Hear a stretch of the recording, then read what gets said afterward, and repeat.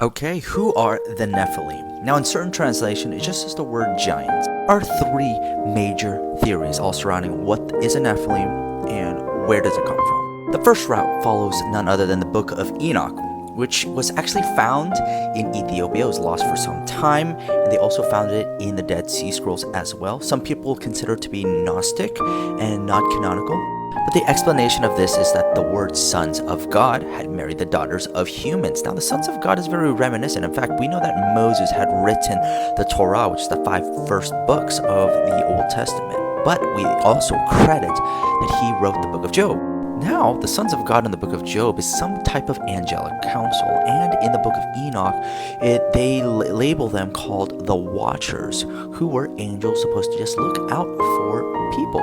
They had mated with them, and thus some of them became super scary creatures, others became giants, and thus they kind of reigned for some time. Next route follows none other than the book of Jasher. Now, the book of Jasher happens to be a forgery.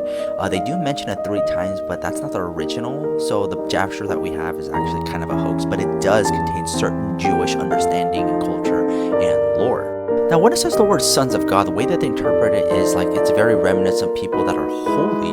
So they say that these happen to be none other than the descendants of Seth, while the daughters of man happen to be the daughters of Cain, meaning that the men were led astray by the women. So long story short, it's almost like uncontrolled marriage and like sleeping around. Last theory is that the word Nephilim is kind of a reminiscent of the word Nephesh, which is the idea of breath or life or body.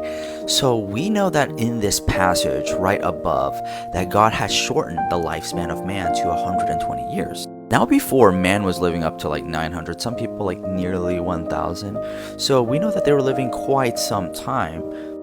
So the speculation is that, hey, look, the Nephilim might be people that are breeding with those that live for almost like 1,000 years with those that only live up to 120. And since they had mated between these two types of like people that live different life expectancies, perhaps they had some type of weird unit or demi blessing.